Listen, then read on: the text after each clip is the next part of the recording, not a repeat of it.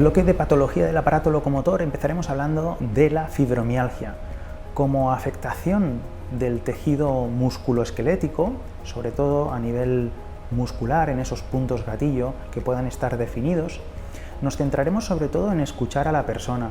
Cada vez que implementemos un ejercicio, que escojamos una carga, será muy importante el feedback que nos traslada, que nos comunica la persona con patología de fibromialgia.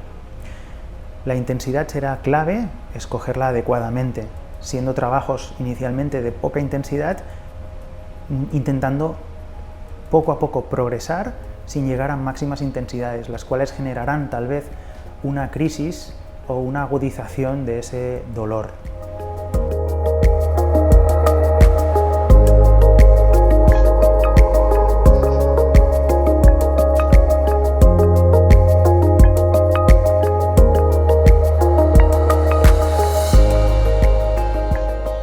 En cuanto a la lumbalgia, las hernias discales, las protusiones, son afectaciones del tejido pasivo, del raquis, donde generan muchísima rigidez al ser de tipo crónico.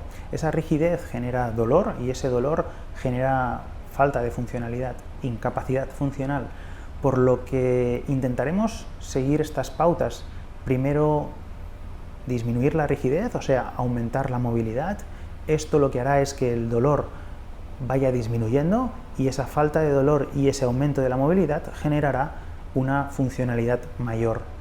Si todo va bien y no hay episodios donde vayamos atrás, podremos generar cantidades de movimiento, con esas cantidades de movimiento, trabajos de estabilización, y con esos trabajos de estabilización pasaremos a una progresión en movimiento.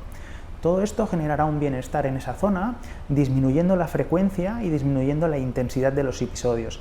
Si bien es cierto que no podremos incidir directamente en ese tejido degenerado. Lo trabajaremos siempre en todas las zonas adyacentes, prestando sobre todo atención a estos componentes de rigidez, tanto paravertebral lumbar como pelvitrocanterios y luego también evidentemente toda la pared abdominal.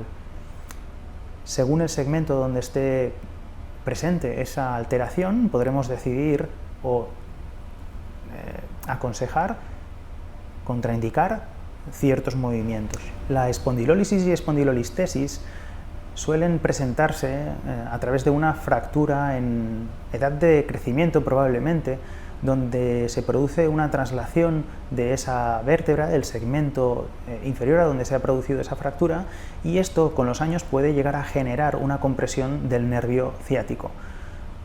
Debido a esa compresión se generan los síntomas y signos típicos de una ciatalgia.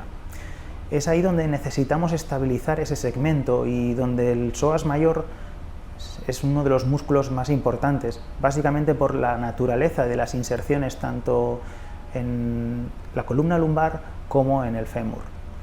Debido a eso también tenemos que trabajar sobre todo la zona del core, otra vez la zona pelvitrocanteria, el suelo pélvico y el diafragma, para conseguir que haya una sinergia, un bienestar, un equilibrio entre todas estas musculaturas y poder generar movimiento eficaz y sostenible.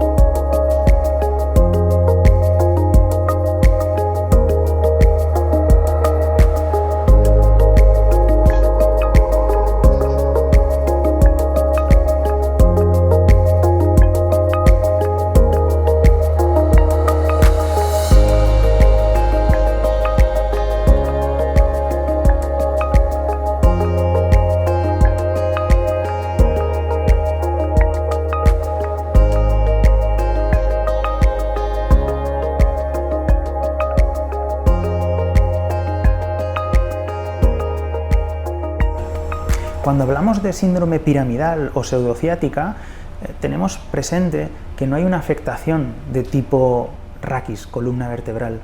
Lo que se produce es una compresión del nervio ciático a su paso por el músculo piramidal o piriforme. Si bien hay diferentes presentaciones de ese nervio ciático a través del piriforme que alterarán o nos dirán dónde podemos incidir más, es el piriforme o el piramidal el que deberíamos trabajar más atentamente, sin dejar toda la musculatura pelvitrocanteria adyacente. Intentaremos modificar esa elasticidad del músculo para que no sea tan rígido o no muestre esa falta de movimiento. Si conseguimos esto, lograremos que haya una liberación de ese nervio ciático y cuando se desinflame conseguiremos también, evidentemente, que no tenga la clínica o los síntomas y signos.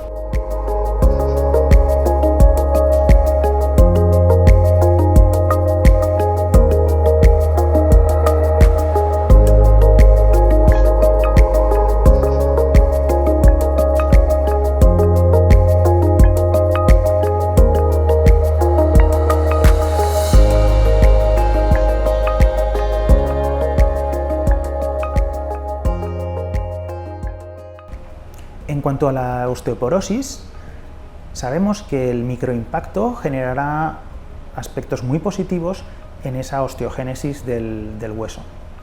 Sí es cierto que tendremos que hacer una progresión, no empezaremos con microimpactos, sino que iremos trabajando los movimientos que al final de la progresión conseguiremos que generen de manera eficaz microimpactos. Podremos ver, por ejemplo, una progresión de squats donde acabamos haciendo microimpactos, squats con un salto muy pequeño que nos ayudarán a proteger el hueso a nivel muscular, pero también el propio hueso en sí. En las intervenciones quirúrgicas de cadera, la artroplastia es la más frecuente, la más común. Tenemos muy clara qué tipo de movilidad podemos realizar o no en este tipo de intervenciones. Deberíamos no sobrepasar de los 90 grados de flexión de cadera, tener muy en cuenta esa rotación interna, ya que cualquiera de las dos pueden generar una luxación de la nueva prótesis y eso podría acabar incluso con una intervención quirúrgica de nuevo. Para evitar esto, simplemente con estas contraindicaciones, trabajaremos siempre la estabilización activa, sobre todo de pelvitrocanterios, y iremos progresando en la ejecución de ejercicios según grupos musculares más aislados y luego en funciones de grupos musculares que trabajan en sinergia.